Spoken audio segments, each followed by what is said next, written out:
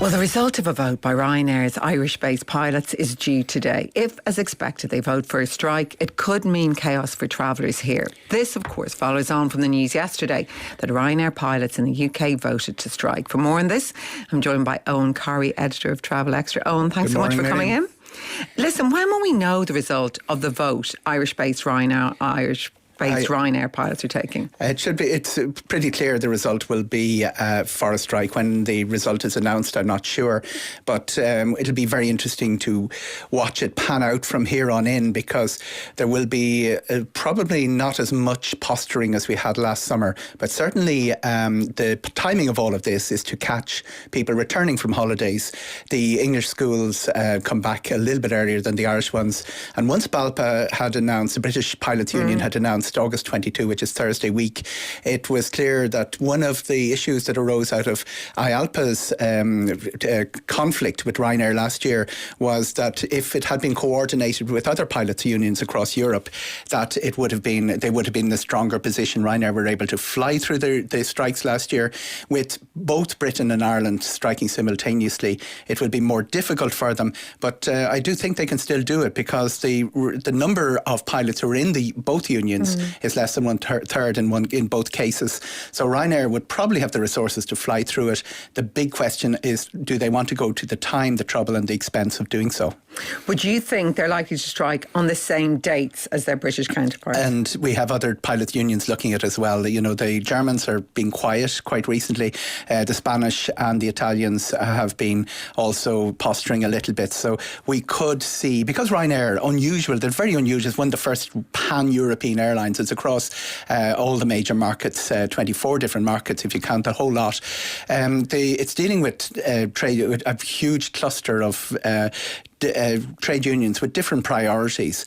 But what we have probably seen marshalling since Ryanair started recognising unions over about 18 months ago is the different trade unions saying, we should act together, guys. We've got an international airline. Let's force them. Let's put them under pressure across several markets at the same time. That may be the start of what we're seeing this week. And what our listeners now want to know, listening to you, Eoghan, is what impact will it have on their travels? Less than 10% of the flights will be cancelled. If I would speculate here in this chair, the 28% of the British pilots are in BALPA. About 90 out of 300 odd pilots in Ireland are in IALPA. So what we saw last year was 3 days of strike action by IALPA, and the maximum impact they had was stopping 8 flights out of the 130 flights leave Dublin every day. 8 of them were stopped. So I would see the impact as less being on the flights on the day, and this is really important because people are abroad picking up this news feed without this sort of sense of communication, worrying about whether they'll get back.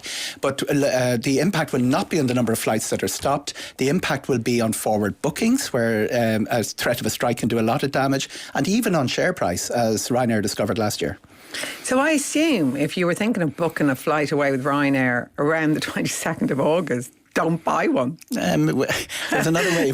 There's another very Irish approach to all of this. Go on. The price might be very, very good. we are a nation that tends to phone up after a major disaster and say, "Are there any bargains going in Bali?" We do tend to chase the price, and people were very quick. There was often speculated in this programme and others what damage to the brand of Ryanair would be done last summer. The load factors are an industry high. 97% of the seats Ryanair put on sale on their aircraft are bought. That's 10 points ahead of their nearest of what the average in short haul would be. It hasn't really impacted on the brand. I do expect, by the way, Miriam, that the BALPA problem will be solved much more quickly. It's unlikely they'll strike. What their terms and conditions are very technical. They want more or less to take the agreements that they have with British Airways and negotiated over decades, hand them to Ryanair and say, this is how trade union negotiation is done, and to sign up for things like loss of pilot licence, we want you to pay that. It's all technical issues that make little sense to the listener, but they also have a strike about a more coherent issue, pay, coming up with British Airways, and they will want to sort out the Ryanair negotiations, and Ryanair will negotiate fairly quickly with them. IALPA is a little bit different. Most of what IALPA are concentrating on is seniority promotions. That's what they've been very strong on in their negotiations with Aer Lingus down the years. And they, when you out of the the Irish Industrial Relations Rulebook, if you serve the strike notice late and it tends to be more adversarial and less likely to be solved. I'm not sure IALPA will be solved, but there's certainly a question of them tag teaming, and although there will be two separate sets of negotiations going on to solve this problem, they will be looking over their shoulder at each other. The end result, really, what the unions are looking for is to be taken seriously. They want Ryanair to treat them like the legacy airlines like British Airways and Aer Lingus treat trade pilots unions. Ryanair don't have a tradition of that. It's also a very important fact, when you don't have that large number of the majority of your pilots are not members of the union, it's up to the union to keep showing to those guys it's worth joining the union. So they will be looking for terms that will they can parade in front of the non-members, say this is why you should join the union. Listeners will know the difference between public service and private sector unions. They often talk different types of language, but unusually Ryanair are dealing with Forsa, which is a public services union that shows the legacy of aviation and the way trade unions the trade union system still works in aviation. It's one of the most heavily unionised sectors in the industries out there. So it's not about money, the dispute, because they're very well paid, as people will say. So what are the Irish pilots looking for? These guys bear more of a resemblance to William Martin Murphy than they do to Jim Larkin in terms of pay and lifestyle. What they are looking for, though, is terms and conditions, security, pensions, seniority. Path to seniority is a big issue. There are some of these technical agreements with pilots unions, and they're all over Europe, have been negotiated. They've always been negotiated by the main pilots union with the national carrier. That's how aviation used to work until the 90s. Some of them run to tens of pages, some of them run to hundreds of pages.